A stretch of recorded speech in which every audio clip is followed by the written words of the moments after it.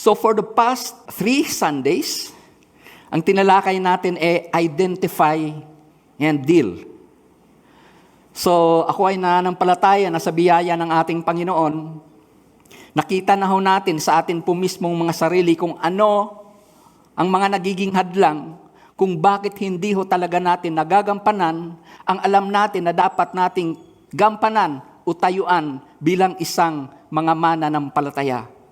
At may purpose ang lahat ng iyon kung bakit itinuro sa atin ng Diyos na maunawaan natin at makita natin kung ano yung mga hadlang na yon, maidil ho natin yan upang sa kapanahunan nating ito, ikaw ngayon ay maging handa bilang sundalo ni Kristo na pwedeng humarap sa anumang hamon ng mundo, sa anumang nagaganap sa ating kapaligiran sa ngayon. So ngayong umaga na ito, papamagatan ho natin ang ating titingnan na how to be faithful in this faithless world. Ang buong mundo ho ay talaga naman hong abala sa paghahanap ng vaccine upang mapaglabanan ang virus. And they are expecting na pagka mayroon na yan, it's the solution to the need of the world. But let me tell this to you, brethren. Ang Kristiyano ang tunay na kailangan ng sanlibutan sa ngayon. Here's my point. Maaring ang ating mga scientist ay makapag-develop ng vaccine para ho dito. Pero wala hong assurance na pagka na-develop ang vaccine na ito, ay hindi na magkakasakit ang mga tao. So pag muli maulit ang pandemic na ito sa iba namang intensity, ano na naman ang mangyari sa tao? Balik na naman sa square one. Kaya iyon ho yung reason kung bakit sinasabi ko sa inyo na ang tunay na kailangan ngayon ng buong mundo ay ang mga mananampalataya na magpapakita ng katapatan sa Diyos. Mga tao na kahit na dinadaanan ng mga dagok sa buhay, mga mananampalataya na kahit na nakakaranas ng mga matitinding problema sa buhay, ay nagpapatuloy na maayos ang pananaw sa buhay. Yes, maaring nariyan ang pangamba sa kanilang kapaligiran, pero hindi sila na ilulugmok nito. Kung ikaw ay mayroong ganong klaseng pananampalataya na magagawa yan ng Diyos sa buhay mo, at kaya kang patatagin ng Diyos sa kapanahonan nating ito, ikaw ang kailangan ng sanlibutan sa ngayon. Bakit ho? We are living in a faithless world. And if we are living in a faithless world, ano ang kailangan ng faithless world na yan? Na dahil sa kanyang pagiging faithless, kawalan ng pananampalataya, yan yun ang reason kaya siya na trouble. So we are living in a faithless and in a troubled world. So we as Christians, dahil tayo ang tunay na solusyon sa nagaganap sa sanlibutan, how can we stay faithful in this faithless world? Ang faithfulness to ay isa na hong hindi popular na salita sa ating kapanahunan sa ngayon. Katunayan nga hirap mo itong makita sa karamihan. And in reality, ang katapatan o yung faithfulness ang isa sa mga iniiwasan na pag-usapan ng ilan, lalo na po pagka ito ay hindi makikita sa kanila. Sa kadahilanan ho, ang tao ay gusto na ginagawa ito ng iba sa kanya, but in reality, siya naman po ay hirap na gawin ito o ipakita ito sa iba. So gusto ng tao ngayon, yung mga tao na nakapaligid sa kanya ay maging faithful sa kanya, but this is the thing, nahirap naman siyang ipakita doon sa mga tao na nakapaligid sa kanya. Ito, kung may mga mag-asawa o may mag-partner na nakikinig sa ngayon, maaring noon na ayaw mong kinakaliwa ng kasama mo. Pero bakit ikaw ay may number 2? Or if not, mayroon pang number 3. So nakita ho natin yon. Ayaw natin na gagawin mo sa atin, pero tayo nagagawa ho natin yan sa mga tao na malapit sa atin mismo. Ako ay 7 taon na pastor, at ito ang naobserbahan ko. Ang main reason kung bakit marami ang nawawasak na pangarap, kung bakit marami ang nawawasak na mga relasyon, mga pamilya, nawawasak na mga negosyo, maging yung mga pagkakaibigan, ang dami hong nawawasak niyan kasi mayroong diyang nagkulang ng faithfulness o hindi naging committed sa isa. At maaring ang ilan sa inyo ay isa sa mga biktima o nakagawa nito noon. Sana sa tulong at sa biyaya ng ating Panginoon, matulungan tayo ng kapangyarihan na nagbumula sa Kanya na hindi na natin maulit ang mga ito. Kasi alam na natin kung ano ang epekto nito sa atin mismong mga buhay na nakaranas o nakagawa nito. Ang faithfulness naman ay hindi naman natin pwedeng isantabi pagka ang relationship natin sa Lord ang ating pag-uusapan. Tiyak pag ang ating pag-uusapan ay relationship natin sa Panginoon, hindi natin ito pwedeng isantabi. Bakit Pag tinignan natin ang Galatians chapter 5 verse 22, New King James Version, ang faithfulness ay isa ito sa tinatawag na fruit of the Spirit. So sa makatuwid, lahat ng mga mananampalataya na pinananahanan ng Espiritu Santo, ito yung expectation ng Diyos at expectation ng kapwa mananampalataya na makita sa akin at makita sa inyo. So you see, hindi natin pwedeng isantabi yung faithfulness pagka ang pag-uusapan natin ay ang ating kaugnayan sa Diyos. Kung mapapansin ninyo, ang dali talagang magpakita ng faithfulness pagka okay ang nagaganap sa ating kapaligiran, pagka maayos ang ating nararanasan sa buhay. Ang dali nating marinig sa ibang mga mananampalataya ang salitang, "Salamat kay Lord. Talagang napakabuti ng ating Diyos. Purihin si Yahweh." Pag okay ang ating mga nararanasan, ang dalihong banggitin ang mga bagay na yan. Parang ang daliho nating magpunta sa church, hindi tayo hirap na pumunta sa church kasi lahat ng ating kailangan ay nandyan. Pero mula pagkabata pa, alam na natin ito mismo, ikaw na nakikinig sa ngayon, na ang buhay natin ay mayroong tinatawag na life is unfair. Alam na natin yan, na mula pagkabata pa, life is already unfair. Bakit po life is unfair? Kasi anyone could experience tribulation while doing good in life. And let me warn this to you, brethren. Kung ikaw na gumagawa ng wasto ay nakakaranas ng hindi magandang sitwasyon sa buhay, ito ang warning ko sa iyo na nagpapatuloy sa paggawa ng hindi maganda. Lalo, higit at dadami pa ang mararanasan mo ng mga pasanin, ng mga problema, ng mga krisis, ng mga trouble sa buhay pagka patuloy mo na gagawin yung isang bagay na alam mo na mali. Dadami pa lalo yan. Ang point ko dito sa sinasabi ko, it is easy to become a Christian when things are going great. But the good and easy things na nararanasan ng isang mananampalataya will never reveal the real you. What is inside of you?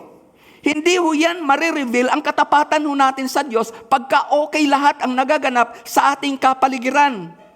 Kung tayo ay tapat na tagasunod ni Kristo, hindi yan gaanong makikita doon. Dahil ang tunay na katapatan natin bilang Kristiyano ay lilitaw lamang once crisis will hit us. Kapag kabaliktaran sa mga expectation natin ang nagaganap nagaganap sa atin o ating nararanasan, saka lamang lilitaw yung tunay na pagkatao natin bilang mga mananampalataya. Mananatili ka pa bang tapat kay Kristo kahit mawala sa iyo ang lahat, kagaya ni Job? At nung tiningnan naman natin si Joseph, mananatili ka pa rin ba na magpapakita ng wastong pamumuhay kahit na sa tingin mo, lahat naman ng nangyayari sa iyo, lahat ay parang pangit? Patuloy mo pa rin bang gagawin mo yung nararapat na gagawin mo bilang mananampalataya? Si Joseph, ganun siya. Kahit walang magandang nangyayari sa kanya, sa kabila ng mga maayos at mga mabubuting bagay na kanyang ginagawa, siya ay nagpatuloy. At nakita natin kung ano naging resulta noon sa kanila. At the end, these two were blessed by God. Bakit Nagpakita sila ng katapatan sa ating Panginoon.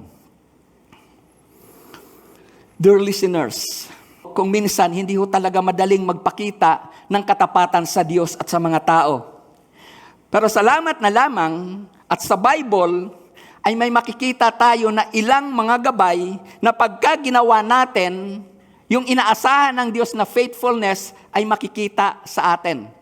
Pero bago natin tingnan ito, meron muna akong itatanong sa inyo. Sino ba ang karaniwang nilalapitan ng tao kapag may matindi itong problema na naranasan o di kaya kapag may dalahin ito sa buhay? Sino ang nilalapitan ng tao? Di ba kapwa-tao? At kadalasan pa nga, sariling pamamaraan pa rin ang gustong pairalin. Para bang siya mismo ay mayroon na siyang sariling kaisipan kung paano niya solusyonan yung problema niya na paulit-ulit lamang na kanyang nararanasan. Pero ano ba ang warning ni Lord pagka pamamaraan ng tao ang patuloy nating pairalin sa ating mga buhay? Jeremiah chapter 17 verse 5. Ang sabi ho dyan, "Thus says the Lord," ang Diyos na po mismo ang nagsabi nito sa atin, "Cursed is the man who trusts in man." So hanggat ang patuloy na pagtitiwalaan ng tao ay ang kanyang kapwa-tao, pagka ang patuloy na pairalin ng tao sa kanyang pamumuhay, sa pagpapatakbo ng kanyang buhay, ay ang sarili niyang pamamaraan, ang buhay niya ay para ng sinumpa. In short ho niyan, kadalasan ho dyan, your plans will not work out for your own good. Hindi ho yan magbibigay ng ganap na kaayusan sa atin hong mga buhay. Ngayon, ano naman ang instruction ng Bible na narapat nating gawin pag may suffering tayo na nararanasan? Ito na po yung topic natin, how to be faithful in this faithless world. Ang una nating titingnan sa ngayon ay yung advice ni James sa mga nakakaranas ng suffering bilang tagasunod ni Jesucristo. Tingnan ho natin ito sa James chapter 5 verse 13, yung first part niyan. Ang sabi ho dyan, "Is anyone among you suffering? Let him pray." Yung word na let him pray, I will use the word let him come to God. So how can we show faithfulness in this faithless world? Ang una ho nating gawin, come to Jesus. Pag tinignan ho natin ho yung James chapter 5 verse 13, sabi ho dyan, pagka tayo daw po ay nakakaranas ng suffering, pag natutrouble ang atin hong mga buhay, ang number one at nararapat ho nating gagawin ay ito, come to Jesus. Nang ibig sabihin, kay Jesus mo i-unload ang iyong mga frustration. In reality ho, favorite verse ho yan ng ating pastora, Psalm 142 verse 2. Kanino daw ho i-pour out ang complaint ho natin? Sa Diyos. It's similar to this verse that if anyone among you is suffering, let him pray. Ang ibig sabihin niyan, bring it to God. Tell it to Him. Dahil ang reality ng ating buhay, si Lord lamang ang makakahandle kahit na yung mga frustrations natin na ating nararanasan.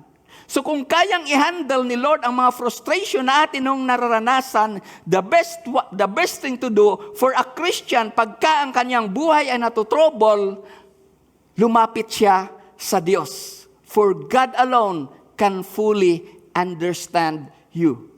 Walang iba na makakaunawa ng higit kaysa naramdaman mo maliban ang ating Panginoong Jesucristo. Kaya ano ang sabi niya? Is anyone among you suffering? Ang buhay mo ba ay natutrouble? Hindi ka ba nawawalan ng problema sa buhay? Ang sabi ho ng Bible, let him come to God in prayers. Come to Jesus. Believe this, dear brethren. Sa lahat ng sitwasyon na ating naranasan, which is so temporal, tanging si Lord lamang ang makapagbibigay ng eternal na solusyon dyan. God alone has eternal solution to all temporal situations. Wala hong bagyo na natatili sa ating mga buhay. Lahat niyan ay temporal. So if everything na ating naranasan is so temporal, God is so good that He has an eternal solution to every temporal situations. Di lihim sa inyo, hindi na ho lihim sa inyo ang mga naging karanasan namin, kung hindi ako nagkakamali, almost 3 years ago as a family. Ang tinutukoy ko ho ay yung naranasan ng aking asawa na matinding sakit na sa tingin ho namin ay wala nang solusyon ng mga panahon na yon. In reality nga po, ako ho mismo, parang nag-aantay na lamang kung kailan babawian ng buhay ang asawa ko. At nasabi ko na rin ho sa inyo, maging ang asawa ko mismo ay nagsabi na sa kanyang mga kapatid, Manang, yung mga anak ko, huwag mong pabayaan. At ito ang matindi sa lahat. Tinanong niya ako, kung ako raw ba ay mag-aasawa pag wala na siya. Mabuti na lang ho, tama ang sagot ko noon.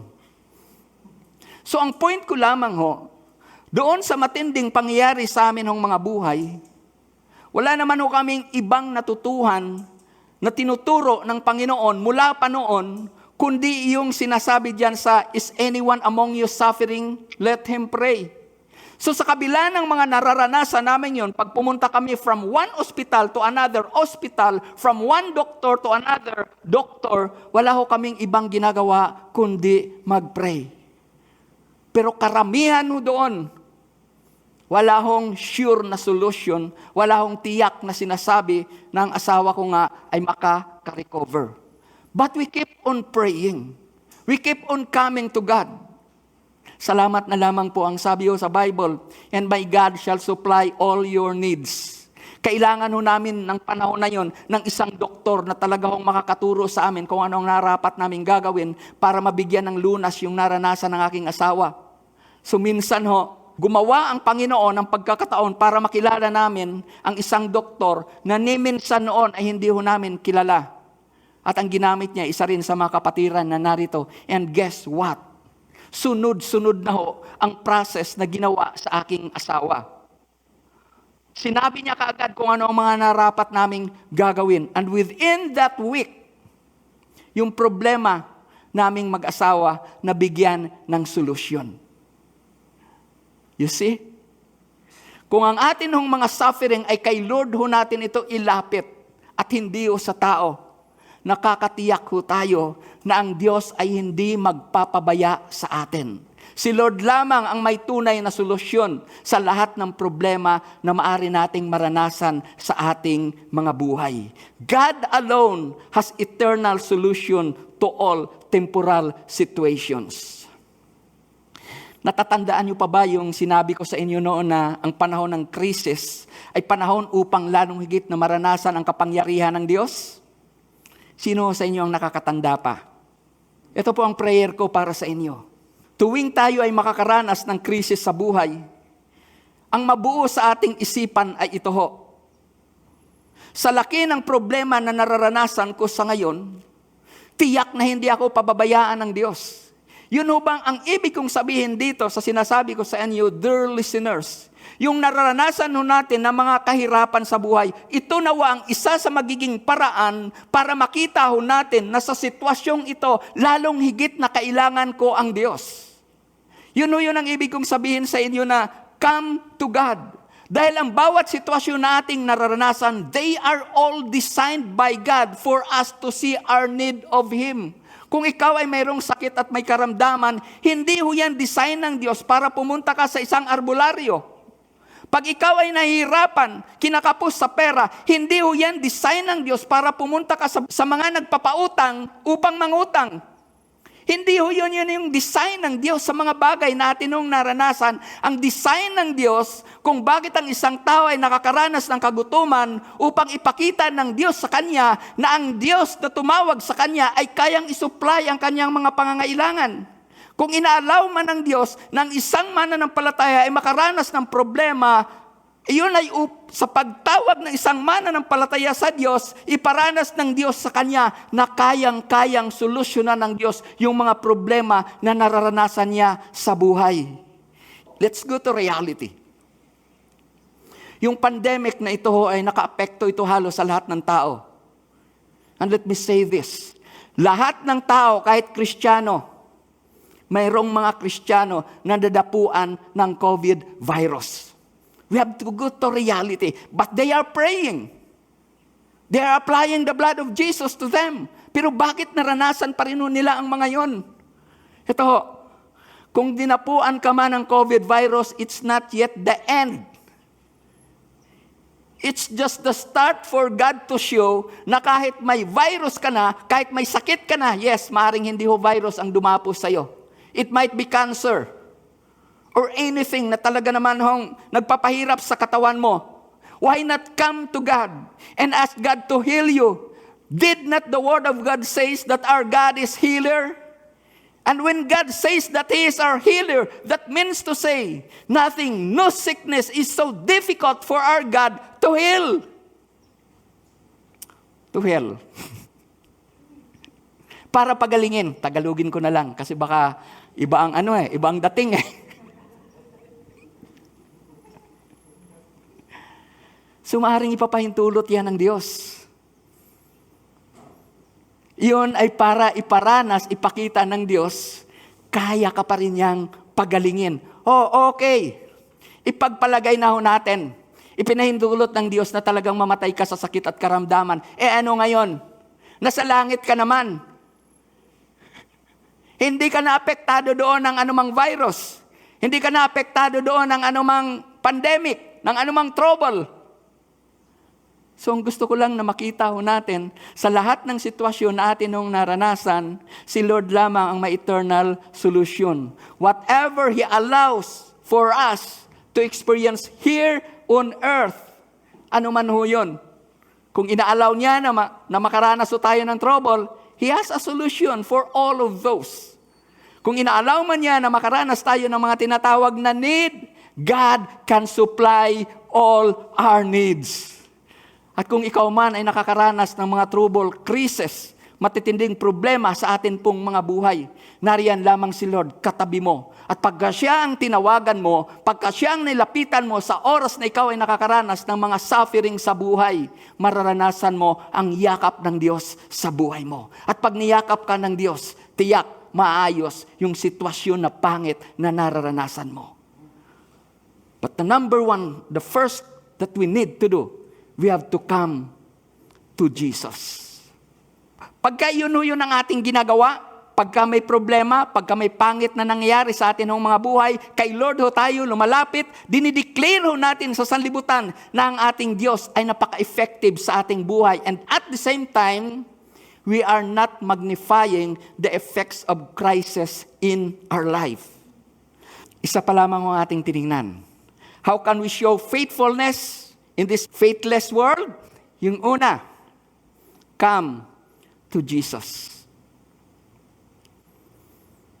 Dear listeners, bago tayo pumunta sa kasunod, I invite you. Kung si Jesus ay hindi pa ang Panginoon at ang Diyos mo sa iyong buhay, anyayahan ko kayo sa isang maikling panalangin at gawin na ho natin ito bago natin ipagpatuloy itong kasunod. Sa lahat ng mga nakikinig sa ngayon, sundan yung maikling panalangin na ito bilang tanda ng ating pananampalataya sa ating Diyos na ating lalapitan sa ngayon. Sundan niyo ang prayer na ito. Father, in Jesus' name, I come unto you, Lord, because I know the only one who could ever help me in the troubles that I am experiencing is in this world is you alone. And most of all, my dear Father, I know you alone could save me through Jesus Christ. Father, as I come unto you, forgive me, cleanse me with your blood. I open my heart to Jesus and accept Him as Lord and Savior of my life. Holy Spirit, I invite you to fill my heart, to fill my mind with godly ways. This is what I want to do from now on, in Jesus' name. Amen. Okay. ipagpatuloy na ho natin. How can we show faithfulness in this faithless world? Ang paglapit kay Jesus na atin hong tiningnan, yun ay pangunahing step pa lamang. Pero hindi nyo ba napansin na maging sa Bible mismo, ang daming taong lumapit kay Jesus, pero kahit na sila ay lumapit na kay Jesus o kasama na nila si Jesus, wala pa rin silang tiwala sa Kanya? Hindi nyo ba napansin sa Bible yon? Ang tinutukoy ko mismo ay yung kwento sa Mark chapter 4 sa verse 35. Sabi niyan, let us cross over to the other side. This is Jesus speaking to the disciples. Ang sabi niya, let us come to the other side. Okay, let me give my point here. Gusto ko na maunawaan natin na tuwing si Jesus ay mayroon nung sinabi, tiyak na yan ay mangyayari. Ulitin ko po. Ang sabi ni Lord diyan, let us cross over to the other side. Ang nagsabi niyan ay si Jesus. At alam naman natin, dahil si Jesus ay anak ng Diyos na makapangyarihan, kaya pagka siya ay may sinabi, iyan ay tiyak na mangyayari. And the disciples are with Him. Pero alam na natin, along the way, sa pagpunta nila doon sa kabilang ibayo, nakaranas sila ng tinatawag na unos. And they have a reason to become fearful. Kasi mga sanay na mga mangingisda yan. At alam mo nila na yung dagat na yan, sa dagat na yan na kanilang dinaanan, ay talaga naman hong delikado.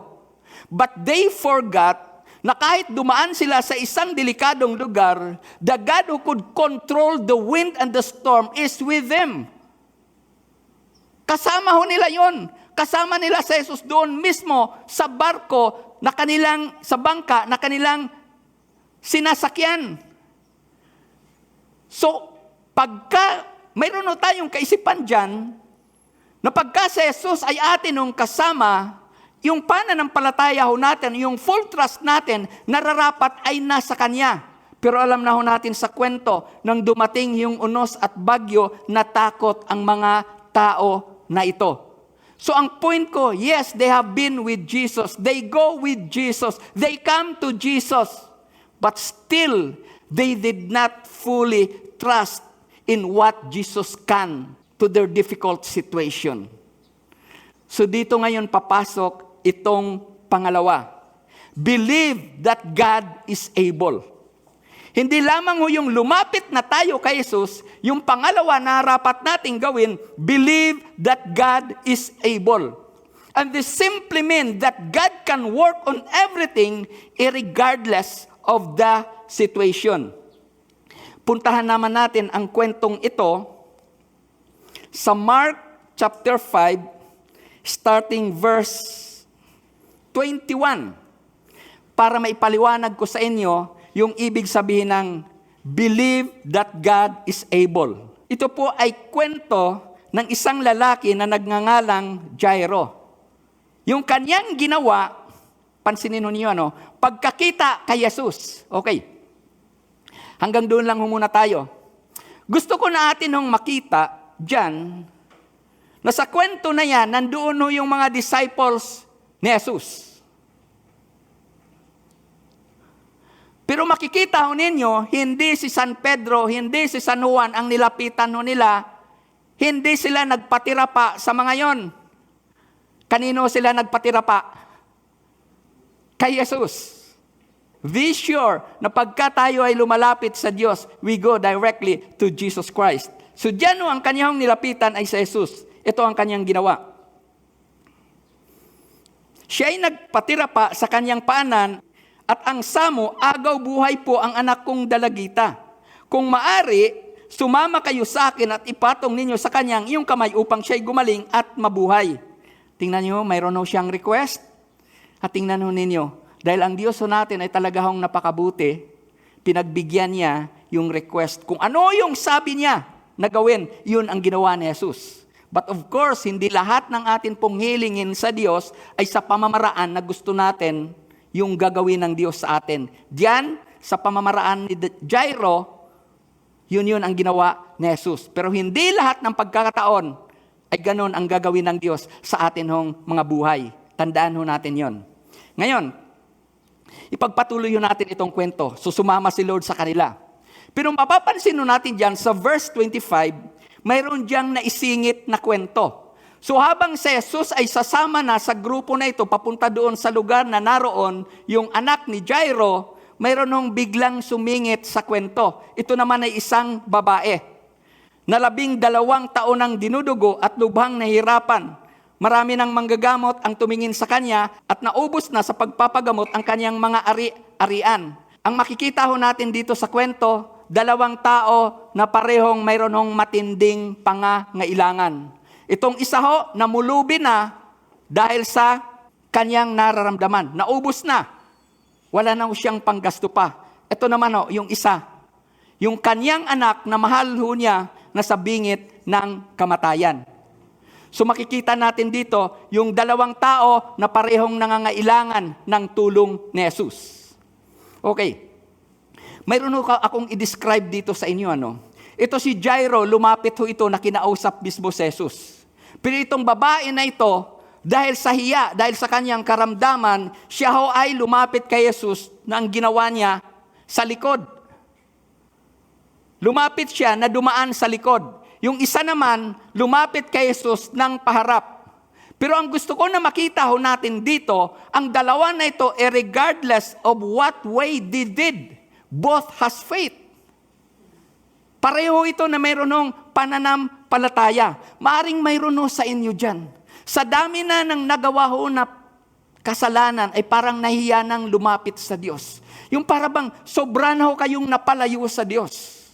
Kaya hirap na kayo o nahiya na kayong lumapit sa Diyos. Bakit hindi mo ngayon gawin itong ginawa ng isang babae? Maaring nahiya siya na talaga naman nung humarap kay Jesus dahil sa kanyang kalagayan. Mabaho siya, nangangamoy siya, iniiwasan na siya ng mga tao. Pero naglakas loob siya na lumapit kay Jesus kasi alam niya ang makakatulong sa kanyang kalagayan ay walang iba kundi si Jesucristo. Now, ang mga tao ba na ito ay nakaranas ng kapangyarihan ng Diyos sa kanilang mga buhay?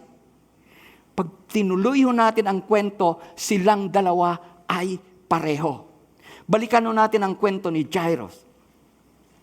Kailangan niya ang tulong ni Jesus. Sumama sa kanya si Jesus pero naabala. Ang tanong, yung abala ba na yon ay naging dahilan o magiging dahilan ba para hindi niya makamtan yung tulong na gusto niyang gawin ng Diyos? Alam natin sa kwento, hindi. Okay, mayroon na tayong verse na gusto ko na atin muli pagdiinan. Balik ko tayo doon sa kay Jairo. Sa verse 35. Samantalang nagsasalita pa si Jesus, may ilang dumating mula sa bahay ni Jairo kasi naabala na nga ho sila eh. So samantalang nagsasalita pa si Jesus, may ilang dumating mula sa bahay ni Jairo at ito ang sabi, patay na po ang anak ninyo. Ang inilapit ni Jairo ay upang gumaling ang kanyang anak. But along the way, dumating sa kanila yung balita na patay na ang anak ninyo. Ito ang response ng mga tao na nagbalita sa kanya. Kasi ito ho ang makikita natin na kalagayan ng karamihan sa ngayon ng lahat ng tao. Bakit pa ninyo abalahin ang guro? Tingnan niyo yun, Bakit pa ninyo abalahin ang guro? Parang sila na ho yung nagsabi na wala nang magagawa yang Jesus na nilapitan mo dahil patay na ho yung bata. Sila ngayon ang nagdidictate kung hanggang kailan lang o hanggang ano lang ang pwedeng gawin ng Diyos. And that's not faith. Alam niyo, karamihan sa atin ho, kaya ho tayo inahadlangan sa gusto nating maranasan na kapangyarihan ng Diyos sa atin ng mga buhay. Kasi ang pinakikinggan ho natin ay yung boses ng tao na taliwas doon sa sinasabi ng boses ng Diyos. Pero ito ang gusto kong makita ho natin. Sa verse 36, hindi pinansin ni Jesus ang kanilang sinabi. Sa halip, sinabi sa tagapamahala, huwag kang mabagabag. Ano ang word na itinuloy na sinabi pa? Manalig ka. Kasi ang narinig niya, words of discouragement, patay na. Words of hopelessness, wala na yung bata. Di nyo ba napapansin na iyan ang madalas na ating nararanasan sa atin o narinig sa atin ng kapaligiran? Pag nakita nila na sa pagsisikap mo ay wala namang nangyayari, ano ang marinig mo? Tumigil ka na, walang mangyayari dyan sa buhay mo. Ganyan ka na talaga. Pag nakikita nila na nag-fail ka noon, nagkamali ka noon, ang tingin sa iyo ngayon ng tao, wala nang magandang patutunguhan ang buhay mo kahit na lumapit ka na kay Kristo. Pero ang gusto ko na maintindihan mo, pagka narinig mo pa rin ang mga boses na yan, nandyan si Jesus para tumulong, para ayusin ang buhay mo. God could reverse every negative things that happened unto you before. God could do something to restore your life to a better one. Ang kailangan lamang nating gawin, do not be afraid, but only believe. Yun din ang gusto kong sabihin sa bawat isa sa atin sa ngayon. Ang buhay mo ba ay mayroon pong trouble? Sa paligid mo ba ay nandoon na yung COVID virus? Nakikita mo na ang finances ninyo ay pabagsak na? Do not be afraid, only believe. Pag tayo po ay manampalataya sa salita na yan ni Jesucristo, makikita mo dyan ang kapangyarihan ng Diyos sa buhay mo. Kasi every time na ang faith natin ay atin pong dinedirect sa Diyos, pag nakita ng Diyos ang pananampalataya sa atin pong mga puso, then that's the time for God to act. Kasi hindi pwede na walang gagawin ang Diyos sa buhay ng isang tao na ang puso at kaisipan niya at ang buhay niya ay nababalot ng pananampalataya sa Diyos. Hindi papayag ang Diyos na ang tao na yan na nananampalataya sa Kanya ay manatiling bagsak ang buhay. Hindi papayag ang Diyos ng tao na yan na nananampalataya sa Kanya ay manatiling walang patutunguhan ang buhay. Titiyakin ko sa inyo dahil wala pa akong narinig na sino mang tao na lumapit sa Diyos na pinabayaan ng Diyos. I could tell you of the life of our own Pastor June. Even the life of our own senior pastor, of Pastor Arnold. Kung titingnan mo ang kanila pong mga buhay almost 30 years ago, papunta yan doon sa kawalan. Pero dahil sila ay lumapit kay Jesus, nanampalataya sila na si Jesus ay mayroong magagawa sa kanilang sitwasyon. Look at their lives now. At ito ang maganda Ang mga tao na yan, nanampalataya sa Diyos, ay nagagamit na ng Diyos ang kanilang mga buhay para mapagpala at mapatatag din ang pananampalataya ng iba. Dahil isaw yan sa mga purposes kung bakit gusto ng Diyos na tulungan ka. Para ikaw din na nakaranas ng tulong ng Diyos ay makatulong din doon sa iba na nanghihina ang pananampalataya. Doon sa iba na hindi talaga alam kung ano ang nararapat na gawin dahil sa kahirapan na nararanasan nila. So with Jesus, your life finds meaning.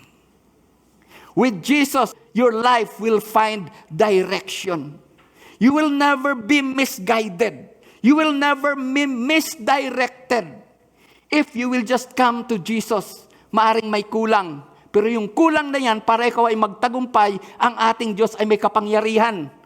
Para ibigay yan sa'yo, isupply yan sa'yo, upang kung ano ang kulang mo, tutugunin ho yan ng kapangyarihan ni Jesucristo. At ano ang sabi sa Bible? If God is for us, who can be against us? Pag ina-apply natin yan sa ating area, walang Kristiyano na mananatiling talunan.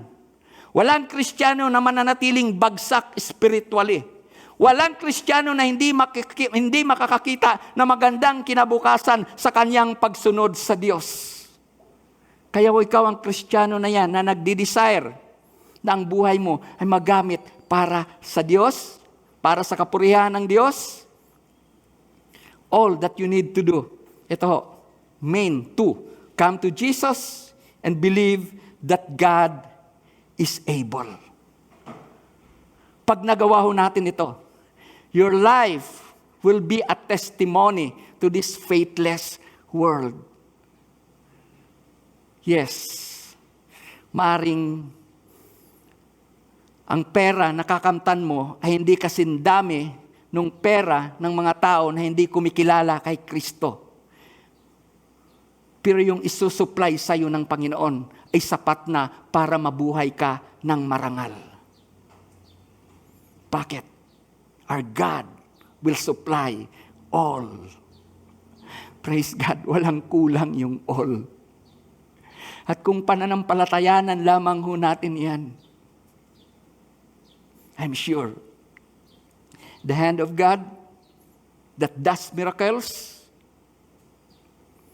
makikita mo yan sa harapan mo. Believe this word of Jesus. Do not be afraid. Only believe. So how can we show faithfulness in this faithless world?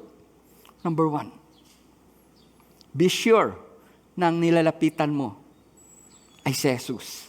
Come to Jesus. And number 2, believe that God is able. Bakit kailangan ho nating maging faithful? Di ba sabi sa Bible, if we will remain faithless, mananatili namang faithful ang ating Panginoon? Di ba may mababasa tayong verse na ganon sa Bible? If we will remain faithless, He will remain faithful because He cannot deny His own. Yun po yun ang ating makikita. Ay bakit pa ako magpapakita ng katapatan sa Diyos? Ang Diyos naman pala ay tapat kahit na hindi ako magpapakita ng katapatan. Yes. Pero ang gusto ko na maintindihan ho natin patungkol sa verse na yan, mayroon ho tayong tinatawag na general grace. At mayroon din ho tayong tinatawag na specific grace. Ito po, magbibigay ako sa inyo ng example. Pag umulan, lahat ng tao, Kristiyano man o hindi, parehong nakakasumpong ng biyaya na yan. Nakuha niyo po. Pero mayroon na tayong tinatawag na specific grace. Na ito ho ang response ng Diyos, base ho doon sa response mo sa pag-ibig ho niya. Di nyo ba napapansin sa Bible, without faith, it is impossible to please God? Hebrew 11 chapter 6. Pansinin natin ito para maunawaan ninyo kung ano ang sinasabi ko. But without faith, it is impossible to please Him. So, without faith, kung wala, imposible ho. Yung parabang, pag wala ho tayong pananampalataya, hindi mo rin ho talaga maranasan yung specific na gustong iparanas ng Diyos sa'yo. So, without faith, it is impossible to please Him. For he who comes to God must believe that He is a rewarder. Okay, pumasok ngayon yung word na reward. So kung mayroon ho palang faith na makikita ang Diyos sa atin, mayroon ho yang reward.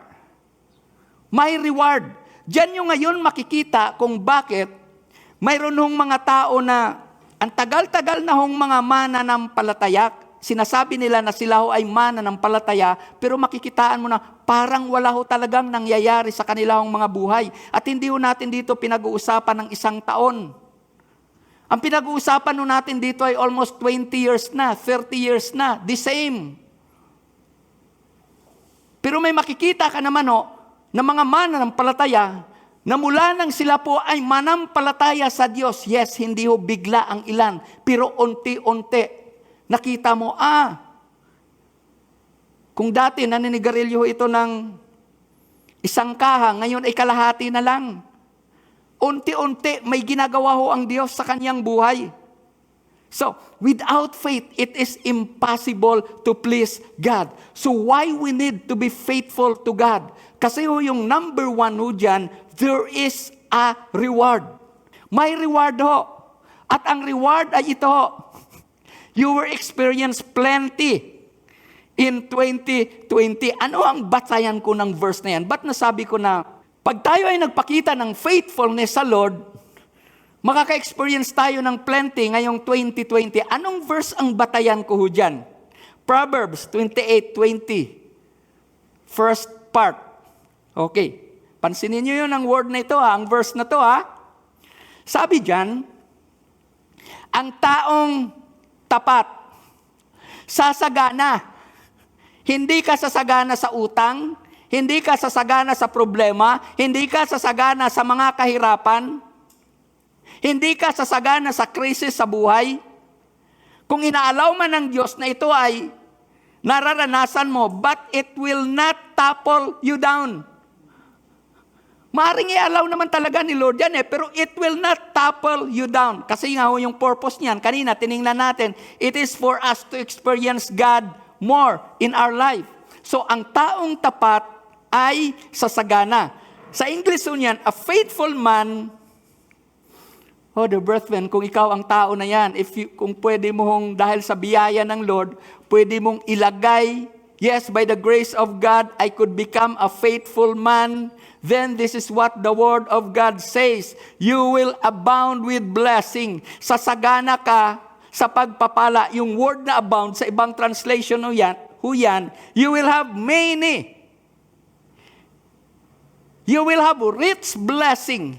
You will be full of blessing. Pero clarify yan ng ating senior pastor. Dahil ang sabi niya, pag sinabi ni Lord na, you will experience plenty this 2020. It is more of spiritual things. It is more of a Christian becoming loving. It is more of a Christian maturing in Christ, growing in Christ. Pero ito ang gusto ko na maintindihan natin. Tuwing binibigyan natin ng pansin ang mga bagay na mahalaga sa Diyos, hindi pwedeng pabayaan ng Diyos ang mga pangangailangan mo. So every time that a Christian is maturing in Christ, every time that a Christian is growing in Christ, for sure, financially, he will grow. For sure, his relationship with other people and most of all with God, it will also grow. It will always follow. Kasi ang sabi sa Bible, if you will seek first the kingdom of God, all other things will just be added.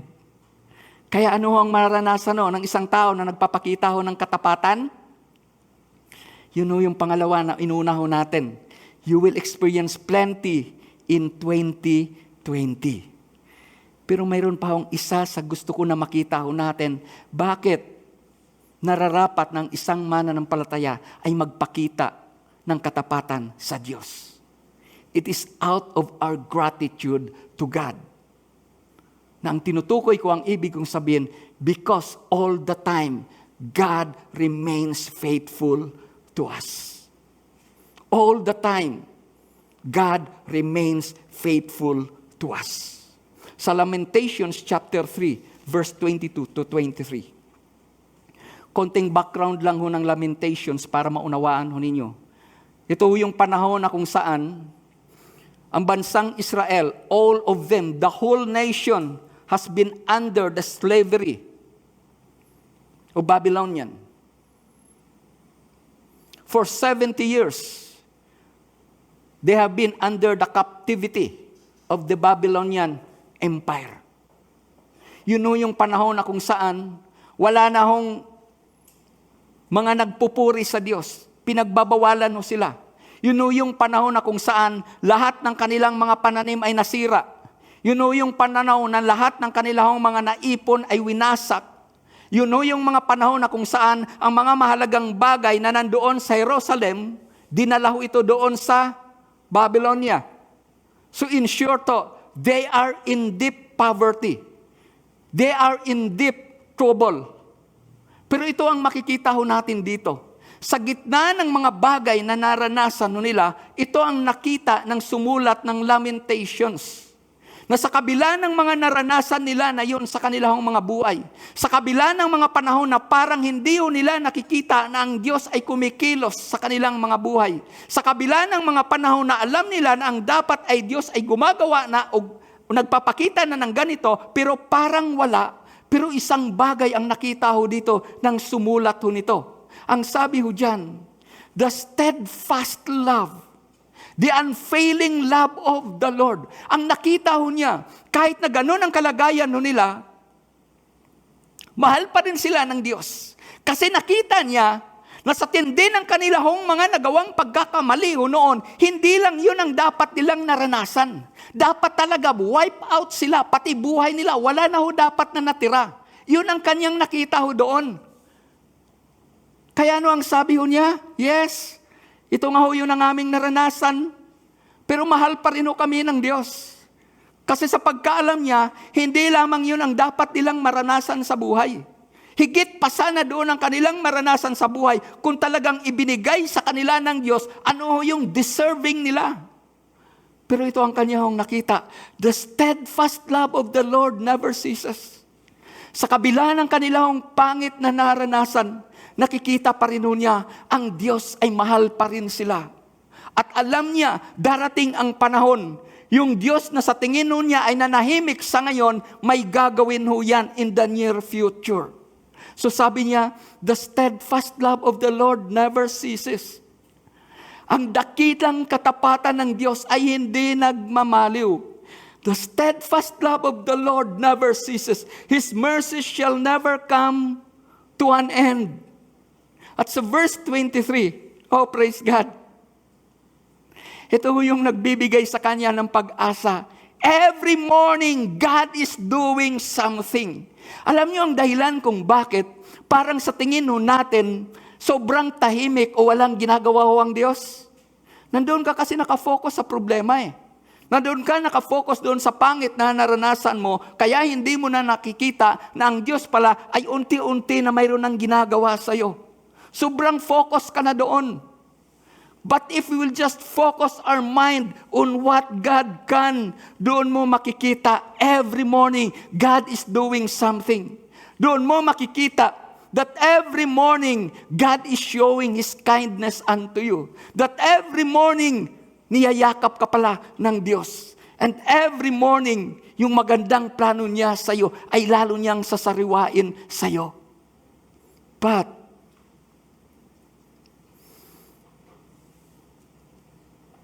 we need to understand the character of our God. Dear brethren, maaaring hindi talaga natin lubusang maunawaan yung ginagawa ng Diyos. Pero kung unawa mo ang kaniyang puso, makapagpatuloy ka. Hindi mo lubusang maunawaan kung ano ang pinagagawa sa iyo ng Diyos. Pero kung alam mo ang puso, ang karakter ng Diyos, alam mo, pwede kang magpatuloy kasi tiyak sasamahan ka niya. Alam ng sumulat na to, yes, they could be in captivity. But because God still loves them, still something great awaits them. May maasahan pa rin sila. Lamentations chapter 3, verse 22 to 23. Why we need to be faithful to God? Because all the time, God remains faithful to us. Bago tayo pumunta sa conclusion nitong atin hong tinitingnan, pakinggan muna natin ang awitin na ito na awitin ni Ate Mids. At ang awitin ito ay nagpapahayag ito ng dakilang katapatan ng ating Panginoon. Sabayan ho natin ito that it minister unto us personally.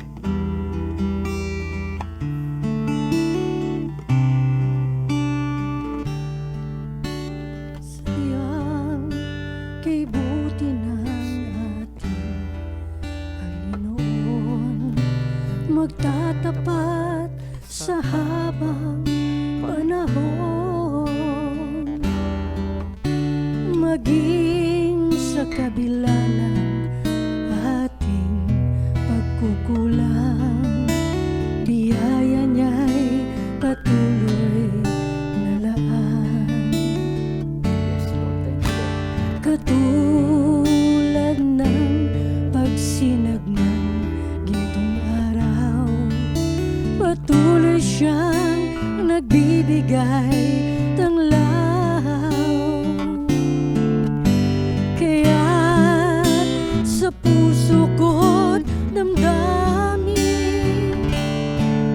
katapatan niya'y aking pupurihin. Dakila ka, O Diyos, tapat kang ang tunay, magmula pa sa ugat ng aming kahit. magulo man, maaasahan kang lagi, maging hanggang wakas nitong buhay. Kaya, O Diyos, ika'y aking pupurihin, sa buong mundo'y aking awitin. Dakila ang iyong katapatan, pag-ibig walang hanggan. Dakila ka, O Diyos, tapat ka ngang tunay, magmula pa sa ugat ng aming lahi. Mundo'y magulo man, maaasahan kang lagi, maging hanggang wakas nitong buhay.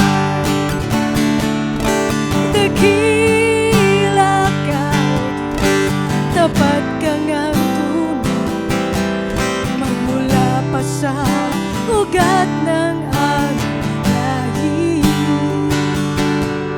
Mundo'y magulo man, maaasahan kang lagi, maging hanggang wakas nitong buhay. Dakila ka, dakila ka, Diyos, sa habang panahon, katapatan mo'y matibay na sandigan.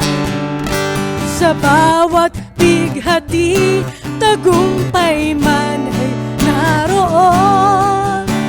Daluyan ng pag-asa kung kailangan hinahon. Pag-ibig mo'y alay sa amin noon hanggang ngayon. Dakila ka, dakila ka, dakila ka, dakila ka, O Diyos. Oh, thank you, Father. Maaring sa mga napakinggan ninyo, nagkaroon kayo ng desire na from this time on, you want to be faithful to God now. Pero mayroon hong question. Kasi ang tagal mo ng plinano, ang tagal mo ng pinangarap na magawa ito, but you fail. Now, the big question is, can we really be faithful to God?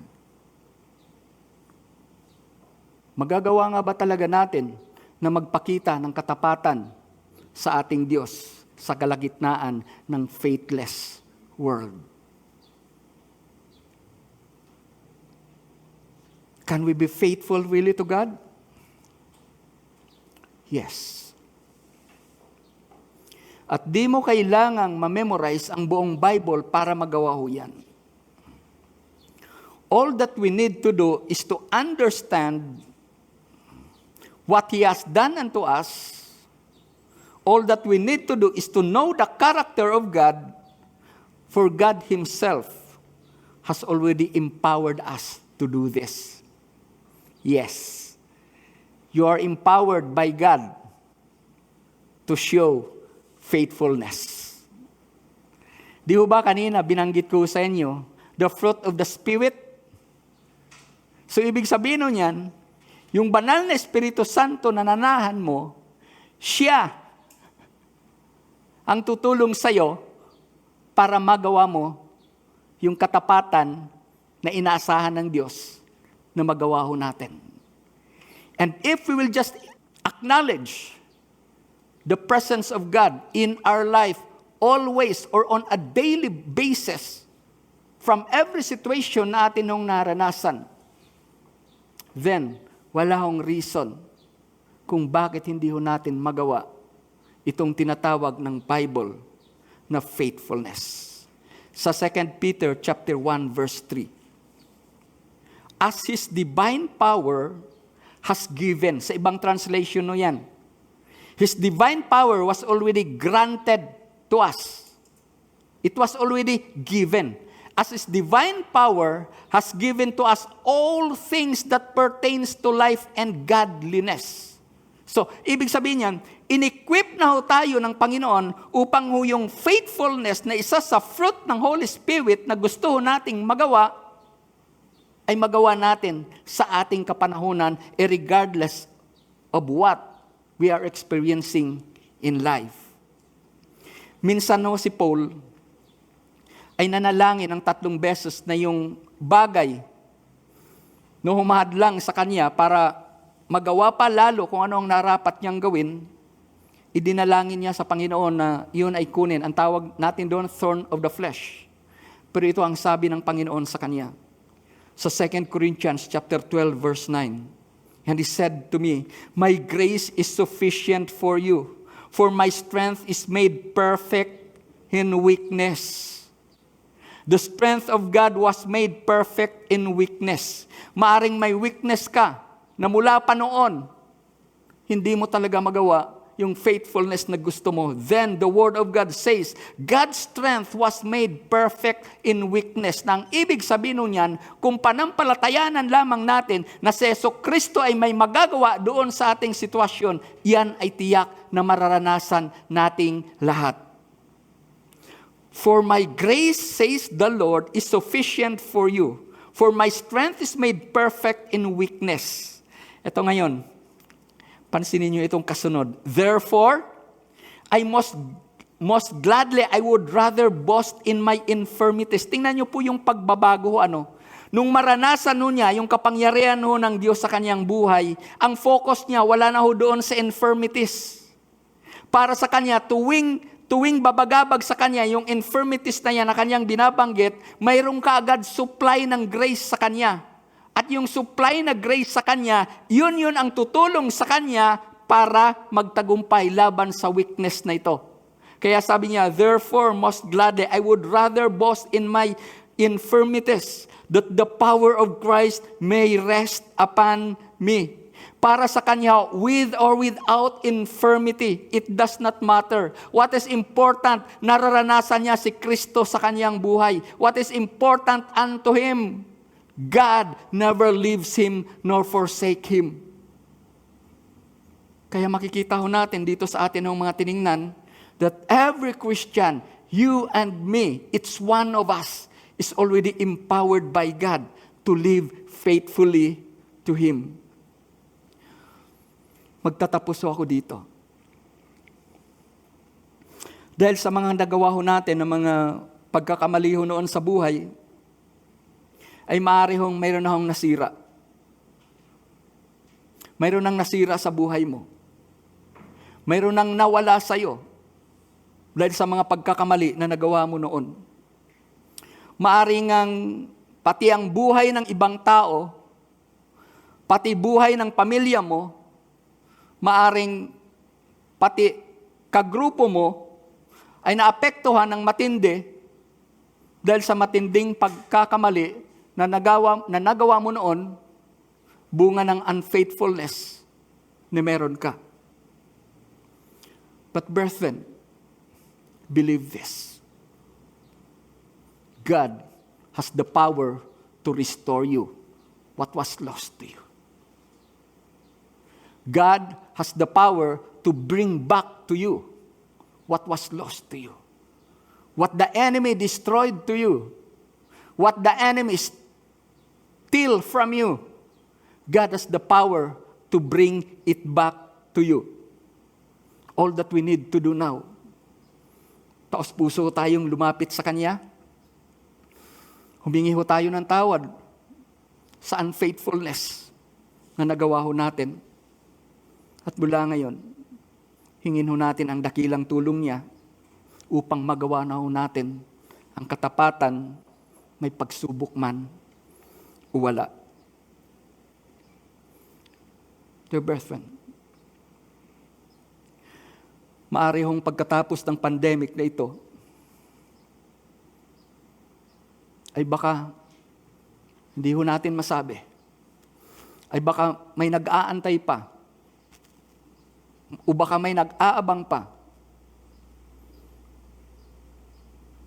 ng mas matinding pagsubok sa ating mga buhay. Pero ito ang gusto ko na atin hong pakatandaan. Kung noong hindi ka pa mananampalataya, ay iningatan ka na ni Lord. Ngayon ka pa ba niya pababayaan na kinilala mo na siya bilang sariling Panginoon at tagapagligtas ng buhay mo? Isipin ho natin yon. Hindi pa ako Kristiyano noon. Ang daming mali ang nagawa ko. Pero iningatan ako ng Diyos sa lahat ng mga yon. Hindi ba tayo pakikitaan ng Diyos ng Kanyang dakilang katapatan, ng Kanyang pag-ibig? Ngayon pa, na naglilingkod ka na sa Kanya. Ngayon pa na small group leader ka na. Ngayon pa na lagi nang may prayer sa bahay ninyo. Ngayon pa na hindi lang ikaw ang kumikilala, kundi pati asawa, kundi pati anak mo. Ngayon pa na ang bahay niyo ay ginagamit na ng Diyos para sa mga small groups. Ngayon pa nakabahagi ka na ng PID. Ngayon pa na nag-alay ka na ng buhay mo sa Panginoon. Wala ba siyang gagawin para hindi maayos yung pangit na naranasan mo? Dear brethren, mula pa nang tayo ay isinilang, ang Diyos natin ay hindi na ho nagpabaya sa atin. Kaya tinitiyak ko sa inyo ngayon,